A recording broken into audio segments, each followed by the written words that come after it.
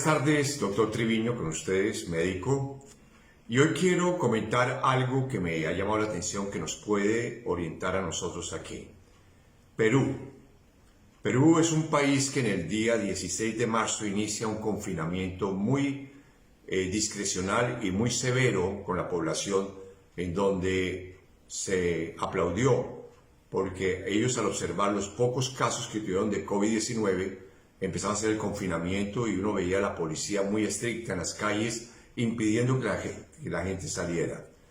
Pero pasado ya casi 3 meses de confinamiento, donde el gobierno ha extendido el confinamiento durante 5 veces, lógicamente uno se pregunta por qué Perú hoy es el segundo país en América Latina con más casos de COVID y con una tasa de letalidad alta, y su tasa de mortalidad también, en relación a otros países. Ocupa el puesto número 12 a nivel de todos los países del mundo en haber sido contagiado y de pacientes que han fallecido. Y hay varios factores, porque en primera instancia el país que más pruebas ha hecho de América Latina es Perú. Perú ha hecho más de 700.000 pruebas para COVID, Colombia ha hecho 250.000, México ha hecho 180.000. Por consiguiente uno dice, bueno, pero si hicieron todas las pruebas, hicieron el confinamiento, ¿qué ha pasado? Lo primero es que en esto falló algo que se llamó la distancia social. Independiente que ellos hacían apertura para que la gente fuera a comprar sus cosas, de abastecerse, para poder hacer sus transacciones bancarias, etcétera, etcétera. Algo que no se pensó en ese momento fue la distancia social. ¿Por qué? Porque Perú, el 71% de su población es de mercado informal laboralmente. Por consiguiente, son personas que viven con el día. El gobierno al principio ofreció unos bonos, como varios países en América Latina lo ha hecho, y países de otros continentes también lo han hecho, con la finalidad de subsidiar la falta de dinero.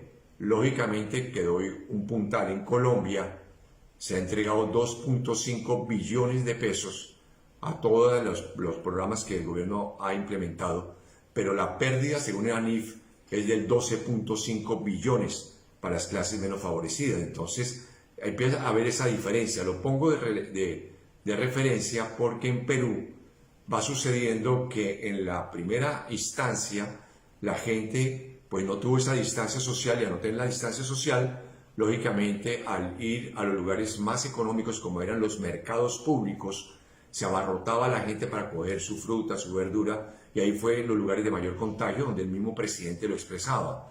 Otras cosas es que cuando iban a los bancos, por ser los días tan puntuales, también no había distancia social y se abarrotaba la gente para poder entrar a los bancos, debido a que tarjetas de tipo débito o crédito solamente el 31.8% de los peruanos tiene, el resto no lo tiene. Entonces eso los obligaba a salir a la calle.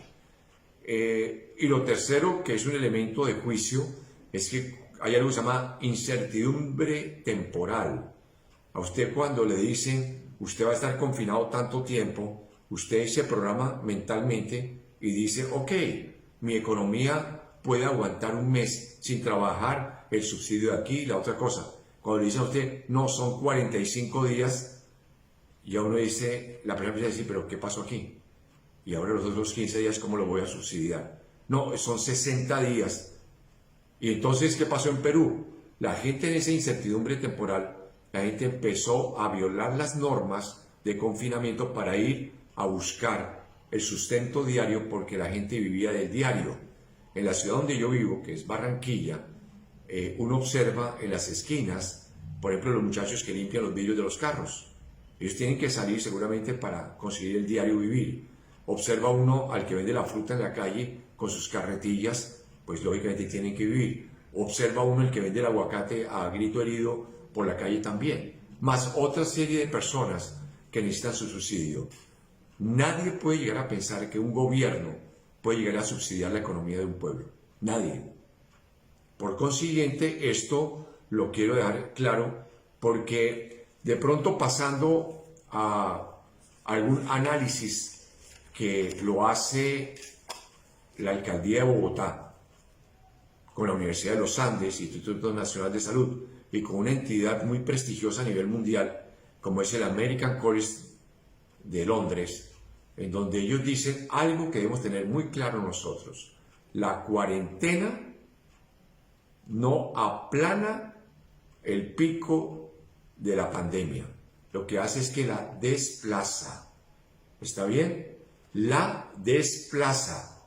Y ese punto no podemos perderlo de vista. Nadie ha dicho, cuando se decía por la prensa escrita, televisiva y la radial y los medios de difusión, los que ustedes quieran, estamos aplanando la curva, entonces la gente descansaba. No, créame que no.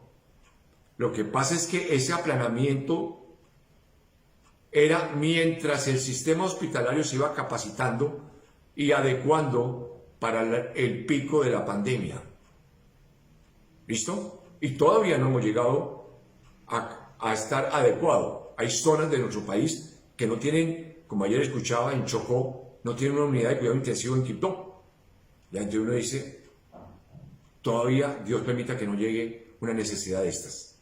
Entonces, con base a lo que estoy diciendo yo, o en base a lo que estoy diciendo, simplemente lo que quiero es mostrar cuán importante es que nosotros tengamos claro estos elementos. Los modelos epidemiológicos que yo planteo es lo que se llama el CID. El CID era un modelo epidemiológico que se ha manejado hace mucho tiempo, donde la S era de susceptibles, la I de infectados y la R de recuperados. Entonces, con base a eso, la pregunta es, ¿cuándo termina esto? ¿Cuándo termina la pandemia? Y de acuerdo a ese modelo epidemiológico se decía, cuando ya el virus no tenga quien infectar. Somos 50 millones de colombianos. Y en este momento, según las estadísticas, que lógicamente son por debajo de la realidad, en Colombia hay 29.000 infectados y somos 50 millones.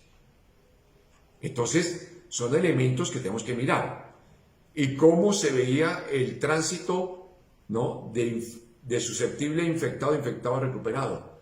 Se contemplaba en ese modelo del CID que todos tenemos que llegarnos a infectar y tenemos que llegarnos a recuperar.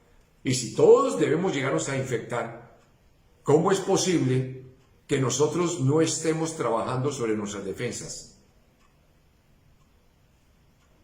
Esa es la gran inquietud. Por eso, cuando hemos hablado de la necesidad de tomar el Flumucil todos los días, un sobre diario, no es capricho de que el laboratorio al doctor Triviño le diciendo dígalo, porque ni lo saben ellos. Es porque los estudios que se han hecho con N-acetilcisteína, en lo cual vuelvo a tomar al doctor Carlos Guerrero como referente, se ha mostrado la efectividad en el acoplamiento de las proteínas del virus, cómo se rompen esos enlaces y no se puede adosar esas proteínas y el virus no se puede replicar con la misma facilidad.